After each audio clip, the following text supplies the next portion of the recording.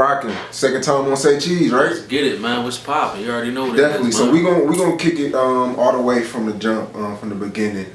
You're from Uptown, correct? Uptown, Philly. Uptown, okay. You feel me? Now we're gonna take it all the way back to the beginning. Growing up in Uptown, what was it like growing up in Uptown? I mean, Uptown, Germantown is like a good area and a bad area. It got projects in it, but you know, we right there by fucking Chestnut Hill and, you know, Mount Airy, West Oak Lane and all that. So it's a good part and it's a bad part. I'm from Haines Street. That's the projects. You know? Okay.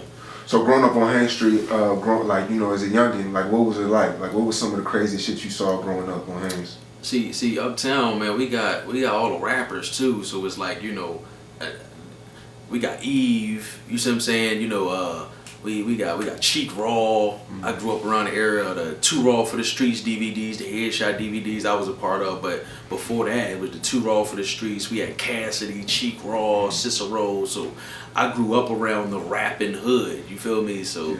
And you had to be hot. You had to spit that shit because it was the DVD wave. It wasn't so much, you know, everybody listened to songs. Like you had to have bars. So that's what I grew up around. You feel me? Right. Now, what kind of student was Quilly in school growing up?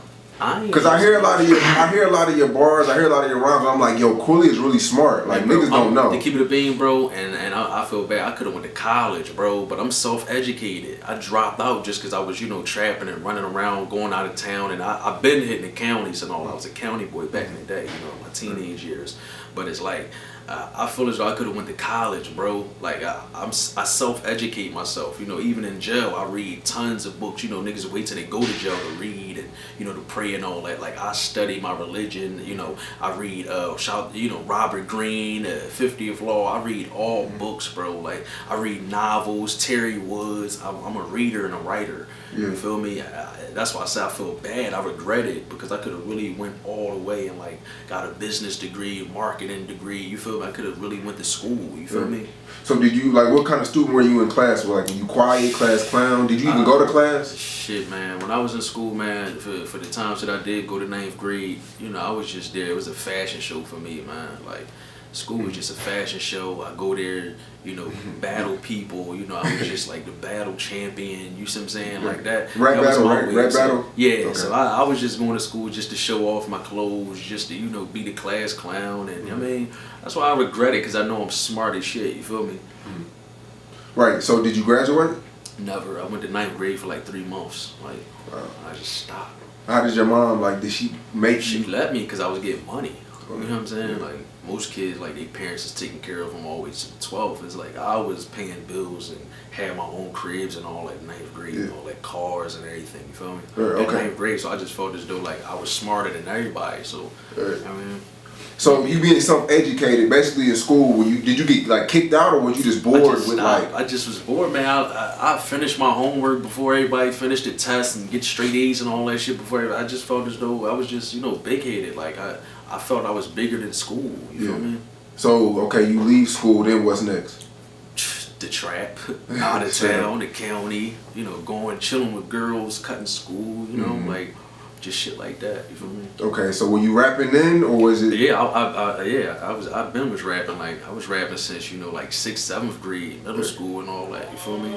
That's what made me feel as though like that's when I knew I was the shit. You feel me? Before I even got on the radio, before I even, you know, made songs, I was just rapping 100 bars on a mixtape. You feel me? No song structure, no nothing. We just putting out endless bars and we just pressing this shit up on a CD, you feel me? Right. Okay, so you drop out, you get money. Like, what was some of them things you were doing to get money?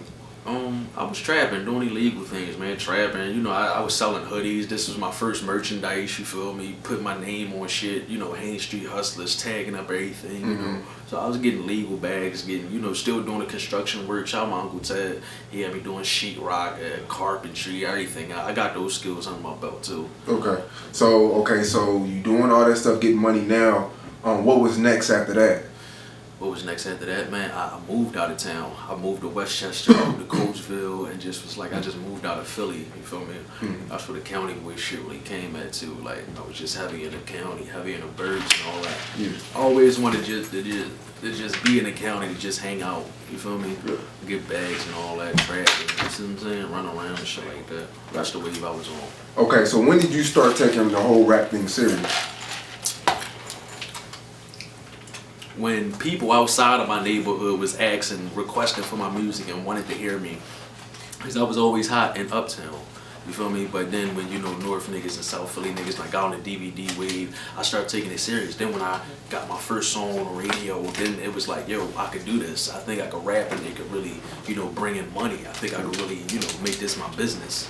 Okay, so on the rap tip, did you just start hopping into DVDs and spitting, or did somebody introduce you, or did it, like, how did that go? Like, I met up with Young Bob. Young Bob had the DVD wave on fire. So like I said, I missed the Too Raw for the Streets wave, the Big Star wave. I missed that wave.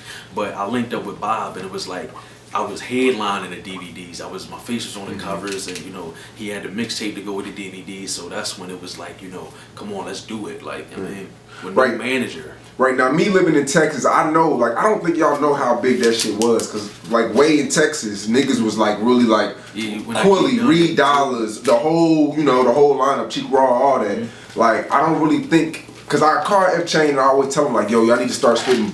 You know, Philly rappers used to sit on the corner and talk shit for 30 minutes. It's like the YouTube, that whole era died down. Yeah. Like, and what you just told me to blog. That's why I started doing it again. You know, putting, you know, my day-to-day life on vlogs, putting it on video, you know, the legal things, of course, you know, business, more business, work swag, sweetie, and all that. Exactly. So my question to you is like, why do you think that whole era died down? Like, it's not too much about the bars anymore. It's really about the records. Yeah, and as well as with the whole DVD wave, you know, everything more digital now. Everything is the internet. Everything is, you know, Instagram, you know, social media, Snapchat, Facebook.